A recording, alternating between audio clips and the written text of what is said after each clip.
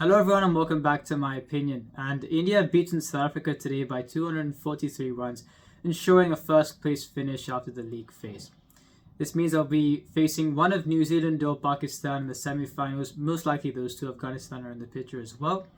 And you'd rather face one of those two than facing Australia and Mumbai. So it's vital that India won this game, and they have done that. Before I start the review, apologies if you hear any background noise.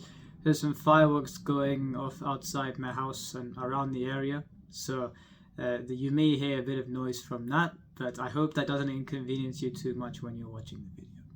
Regarding the 11s of both teams, India predictably went in unchanged in their previous game. I thought they should have played Ravichandran Ashwin ahead of Mohammad Siraj, and still looking at how the game transpired and my expectations before the game, I thought Ashwin would have done quite well on the surface, but I knew they wouldn't go for that call and they were with the same team. For South Africa, I said that I had to get two calls right. One, playing Tabraiz Shamsi, and secondly, playing a Gerald Coetzee who would be more suited, you think, to bowling on this type of surface, as you need pace to succeed at this venue. They played Tabraiz Shamsi and they went with Lungi Ngidi ahead of Gerald Coetzee. And when I start going through the Indian batting innings, and especially if you watch the game, I'm sure you understand why I thought Gerald Coetzee should have played ahead of Ngidi. And Rohit Sharma won the toss and chose to bat first, which I thought was the correct call. India playing at this venue, especially batting first against a South African side that has been precarious when chasing. I thought it was the right call from Rohit Sharma, and already India I thought were favourites going to this game, and this put them in an even greater position of strength. The Indian openers walked out to bat, and as he's been doing so for the last couple of years now, Rohit Sharma took the attack to the South African bowlers in the power play. He was belligerent for his 40 off 24. Shubman Gill put the bad balls away when he received them. And as good as these two were, you thought from a different point of view, you saw a masterclass in terms of taking the worst option at that point in time, and you thought both Lungi Ngidi and Marco Jansen did exactly that. On Marco Jansen, I'd said, yes, he's got the pace to succeed on the surface, but he doesn't bowl as full as you should be bowling on this type of surface. He bowls slightly shorter, looking for that movement. He floated the ball through today, and you saw the batsman picked him off. And Lungi Ngidi, I'd said this even in my preview, with what he looks to do, bowl slow balls, that won't work as a seamer on the surface. And for some reason in this World Cup, he's been opening the bowling ahead of Kagiso Rabada. And you saw how Rabada bowled today, and it made even less sense that Ngidi opened the bowling. And the types of deliveries that he bowled gave width to Rohit Sharma from the outset, bowled full tosses, bowled on middle and leg. None of the deliveries held any kind of potency. And I don't understand why he was playing today. I was happy when I saw the team sheet from an Indian point of view that he was playing today. So I'm not surprised at all that this transpired. So the options that both bowlers took weren't great, but at the same time, especially when South Africa were bowling first, Marco Jansen wasn't going to be as effective as if they were going to be bowling under lights, and Lungi Ngidi wasn't going to be effective anyway. So it was a misjudgment not to play Gerald Coetzee at this game, despite the fact that Lungi Ngidi has been a wicket taker in the other games, and unfortunately they paid the price. Rohit Sharma was belligerent in the early stages of the power play, and in theory, when he won the toss and chose to bat first, I thought the game was put to bed, as looking at India's resources to play on this surface, you thought they far out-muscled South Africa. And after India got off to the start, I thought the game was put to bed in practicality. So I really thought this was a high-impact innings from Rohit Sharma. Took advantage also of the fact that there were some poor options taken by the opening bowlers. And I'll elaborate on this in a bit, but I thought there was a case for him getting the man of the match. I actually would have given the man of the match to him, and I'll elaborate on my views in a bit. And the second wicket to fall was that of Shubman Gill. A disappointing dismissal. He was looking good, where I thought he tried to play the ball to mid-wicket. It showed that there were 0.8 degrees of turn from a delivery from Keshav Maharaj, but I thought in retrospect, even if he had tried to block it, I thought he was standing a bit outside leg stump. It was a fuller delivery. He tried to play through mid-wicket. The ball turned away and he was bowled. So it was a disappointing dismissal, and he was looking good as well after getting a 90 odd in the previous game. But I thought India were under no jeopardy, even though the second wicket fell at that point in time. A mammoth partnership ensued between Virat Kohli and Shreyas Iyer. Virat Kohli, after getting 5 boundaries off the seamers early on, he played the anchor role. I expected him to go slowly in the middle phase against the spinners for 2 reasons. One, it's not an easy surface to bat on, but I thought looking at this Indian batting lineup, they are equipped to bat on these kind of surfaces. And secondly, facing Keshav Maharaj on this surface, who's already got a good record against him, I thought he would go slowly against him, and he did. And Shreyas Iyer, he started off slowly, but like I said before, if he's used in the correct way, with the way he looks to go about things, he'll be a match winner for you. You saw in the previous game, walked out to bat when a platform was set, and walked out to bat after the 12th over. You saw what happened today.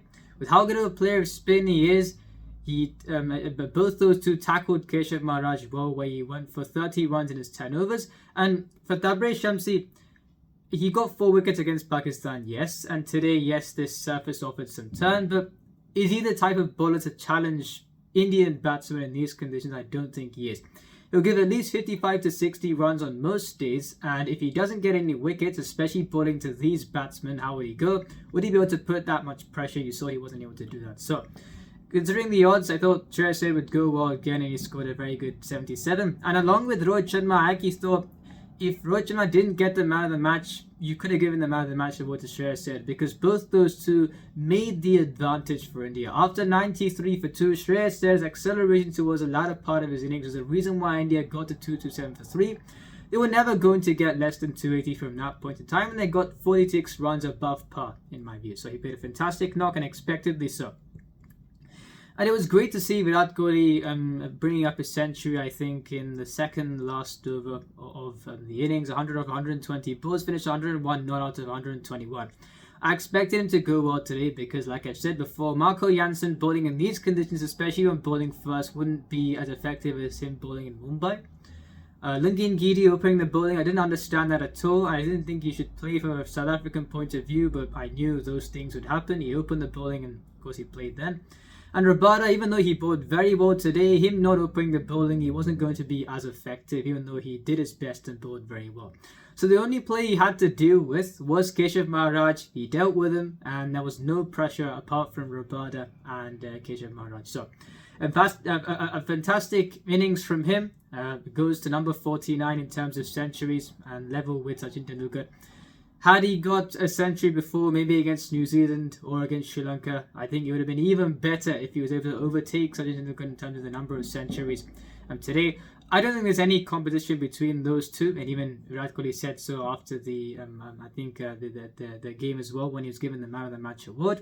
A fantastic knock today. I was very happy to see him register number 49 on his birthday. Just a couple more things on the batting. Suryakumar at the 22 of 14. You saw the innings he played against England, an unsurprising 49, especially when he was the only one out of the recognised batsmen left. Today, took advantage of the platform lead, scored 22 of 14 and missed out against Sri Lanka after going for a shot, but got out to a well-directed short ball from Dilshan Malashkar. So, I feel in the previous game and in this game, had he batted a few deliveries more, this could have been a bigger total. He's got the ability to take advantage of the latter phase of the innings in this format, and he was on course to doing that as well. Unfortunately, the innings ended prematurely. When he played a shot that I think he'd be disappointed, but I didn't think he needed to go for that particular option. Then they did. So, still a good knock, a very good knock from him, striking it over 150 on a surface where it's tough to get going straight away, especially in the middle phase of the innings when the ball gets sorted. So very well done from him. And Ravindra Jadeja, I'd compared him with Marco Jansen in my preview to say, on this surface, how often would you be walking out to bat looking to blast your way through as a number 7? You wouldn't really be doing that more often than not. And today, apart from the latter phase of his 15 deliveries that he faced, Ravindra Jadeja scored ones and twos, and that's how you should be looking to approach your innings when you're playing at this venue. And you'd much rather sending out a player at 7 who's got the skills to do it. I'm not saying Marco Jansen doesn't have the skills to do it, but Ravinder Jadeja offers greater solidity and versatility in this type of a situation than Marco Jansen would do. So that's why I thought while he wouldn't be as explosive, Jadeja walking out at 7 was a luxury for India, and 29 of 15, like he did in the previous game where he scored 35 of 24 after only scoring a 4 and a 6 in terms of boundaries. He played very well today. There was a question about his form going to this tournament, but like I said in the preview, I backed him to play well in crunch situations, and he's played 3 innings now where they've been high quality innings, so very well done to him. On the South African bowling, Lungi Ngidi 1 for 63 in 8.2. And he was hit on the ankle after Virat Kohli drilled one back straight at him, and since then he was in pain and couldn't finish off his 9th over. I hope he's okay. But on his selection, I'd said before, with the types of deliveries that he looks to bowl, he won't be effective on the surface, and you saw what happened. If I'd said that Ashwin should have played ahead of Mohammad Siraj for India, which I still do stand by, I thought, having said that, India had more to play around with tactically in this game. And even if they played the 3 seamers that they played, rather than playing 3 seamers and 2 spinners, with the way those seamers bowl, they've got the goods to be effective on the surface. Based on how Ngidi has bowled thus far in this tournament, did you think he was going to make the change from bowling mostly slow deliveries to bowling quicker ones? I didn't think so. And surprisingly, he didn't make that change. You saw what happened today. Marco Jansen 1 for 94, 9.4. Now, he gave 43 runs in his first 4 overs, and they took him off. But if you're a captain assessing the attributes of a player, you've got to finish off Marco Jansen before the 40th over, as you know how he bowled at the death. For some reason, after the 40th over, when you're thinking, how many are we going to lose by, the captain brings him on in the 45th over, and unfortunately he had to bowl the 50th over because Lungi Ngidi couldn't bowl the last over. However, if you had finished off Marco Jansen before that, because you can't control Lungi Ngidi's injury, that's just something that happens spontaneously, but you would have made sure Marco Jansen finished off with better figures rather than, yes, he gave runs up front, but bringing him on when you did choose to bring him on didn't help either. Kahisa Rabada amidst all this 1 for 48 in 10, where had he bowled with a new ball, and you saw even with the older ball he got the ball to seam back in. Imagine what he would have done with a new ball and could see a first change. Marco Jansen, if he'd struggled to adapt on the surface, so be it, but still he would have been eligible. I think a correct decision to play him on the surface. Having said that, Kahisa Rabada 1 for 48 in 10 when he wasn't brought on when he should have been brought on to open the bowling. I thought was a fantastic effort. And Keshav Maharaj 1 for 30 in 10. Now those two tried to pull things back after the first 10 overs, but despite their best efforts, they couldn't do so, but both those two were fantastic. Tabraiz Shamsi, like I said before, he'd give 55 to 60 runs on most days, but against Indian batsmen, even though you've got a turning track, since he misses his lengths at times, would he be able to apply the pressure when you've got players like Shreyas Iyer batting, who's a fantastic player of spin? I didn't think he would be able to do that. In 1 for 72 and 10, it was a correct decision to play him, but there's always going to be that risk if he got it wrong on the day.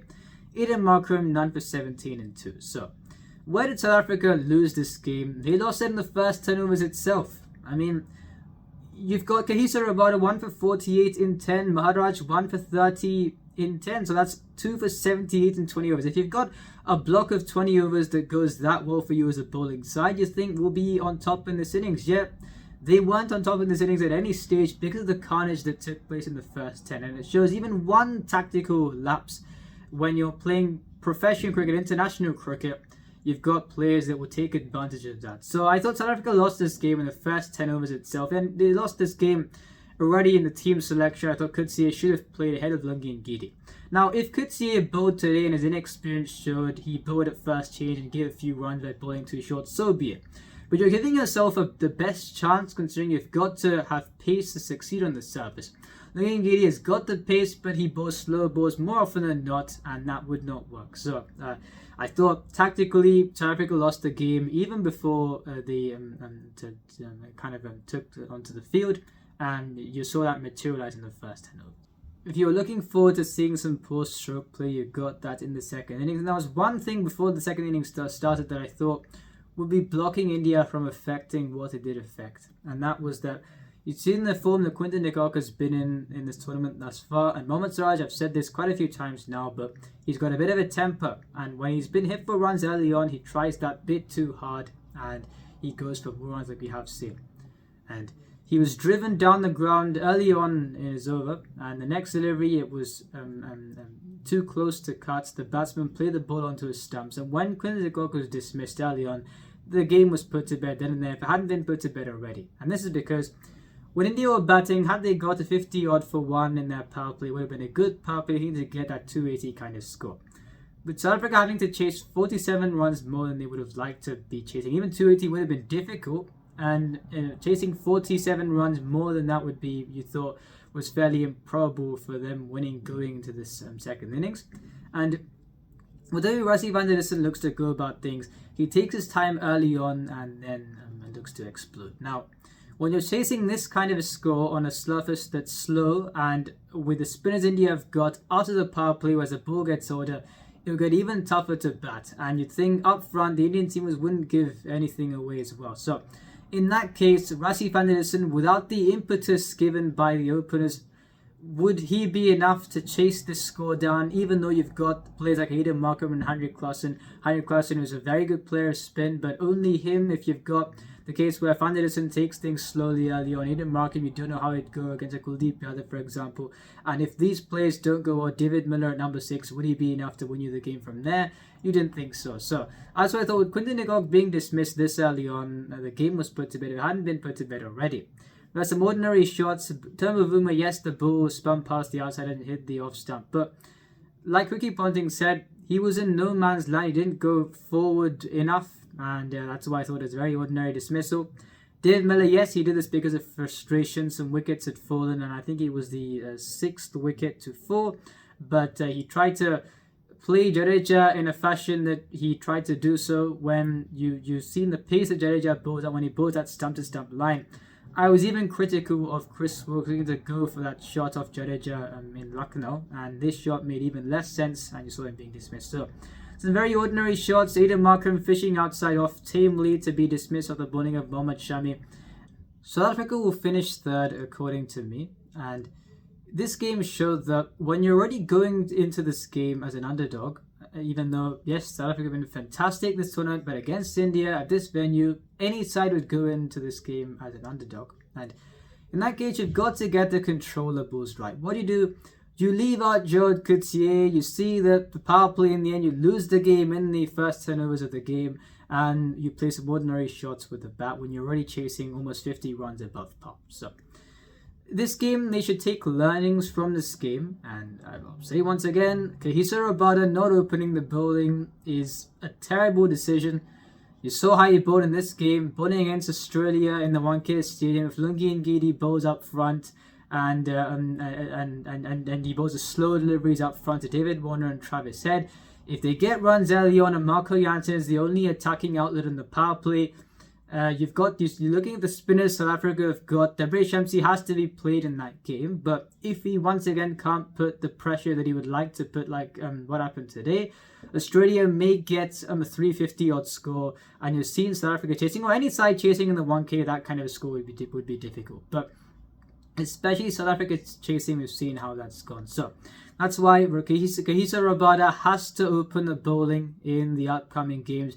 With him not, I couldn't believe it when Lungi Ngidi took the new ball to bowl the first over against Sri Lanka. I thought, are they really going to go with this? And they have been going with that. And yes, they've won 6 games, but you're not putting yourself in the best situation to dominate from the outset. You're relying on how Marco Jansen's going. Lungi Ngidi's been an impact wicket taker. But has he been that new ball threat? No, he hasn't been. And whenever he's bowled the new ball, a lot of the time he's given a few boundaries consecutively by taking the wrong option when he bowls. And that's why Rabada not bowling with a new ball, I don't understand that at all. So that's something they've got to do. And play Debre Shamsi in Mumbai. If they think Shamsi is gone for runs, if he goes for runs in the next game, pretend as well, and they don't play him, I think they will lose that semi-final to Australia. So they've got to be careful. If they get their tactics right, and like I've said, if New Zealand do qualify, all 4 sides can have a field day at the Wankhede Stadium on their day. So South Africa have to get their selections right, because if they don't, then we're coming against a juggernaut Australian side who will take their chances if offered to them. So that's what South Africa will have to keep in mind going to that game. The Indian bowlers were excellent. Vasir Imran 9 for 14 and 5. Mohammad Siraj 1 for 11 in his 4. And like I said, since he took the early wicket, I thought he was going to have a good day. Ravindra Jadeja 5 for 33 in his 9. Fantastic performance. Shami 2 for 18 and 4, taking 16 wickets in 4 games. And Kuldeep Yadav, the easiest spell of bowling you'd think he'd have an international record, 2 for 7 and 5.1. And on Jadeja, 29 or 15 in the first innings and 5 for 33 and 9. I expect him to have a good game here. And in terms of whether he could have received the man of the match or not, I think he could have done. However, did he set the game up, or did he take advantage of what happened previously? And with a bat, like I said, I expected him to go well today because he's got the versatility of being able to get runs by 1 and 2s and a few boundaries as well. And the 5-er that he got, with the pace that he bowls, well, we've seen on these kind of tracks how good he has been. So no surprise with how he won today. Fantastic effort with bat and ball. And as far as who should have got the man of the match, like I said, I would have given it to Rohit Sharma because him and Shreyas Iyer were the ones that set this game up for the others. Virat Kohli, his role after the first 5 boundaries that he got was to anchor the innings to make sure wickets didn't fall. And like he said in the mid-innings interview, he'd said that with a side without Hardik Pandya, there's an extra onus on the top 3 or 4 to bat through, and Virat Kohli's role was to bat through after the surface became tougher to bat on, especially after the power play. So fantastic innings from Virat Kohli, yes, but in terms of who the man of the match should have been, I would have given it to Rohit Sharma.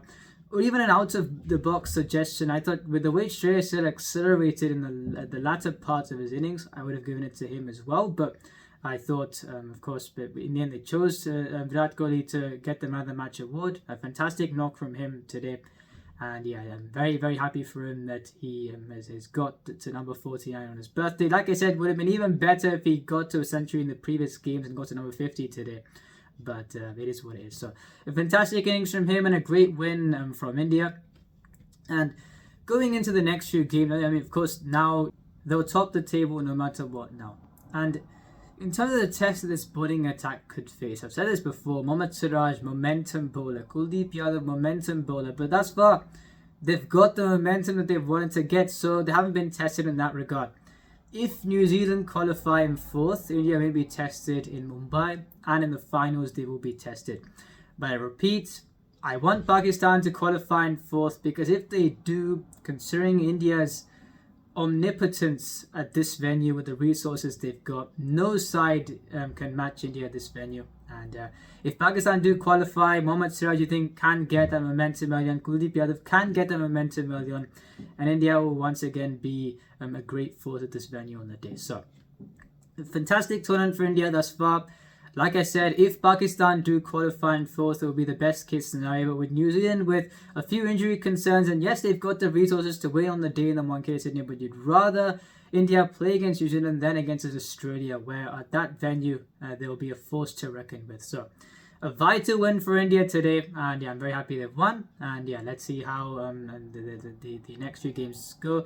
The last game against the Netherlands in terms of the group stage, and then they've got to play the semi-finals against New Zealand or Pakistan. So yeah, I wish them the best of luck, and hopefully they continue this great momentum into the latter stages.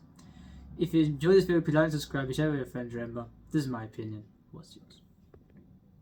This video should be up by tomorrow, and with today being Virat Kohli's birthday, it still is in the UK. Tomorrow is my birthday, so yeah, I'm happy for that as well. And tomorrow I think Sri Lanka and Bangladesh are playing at Delhi. It should be an entertaining game, and let's see how that one goes.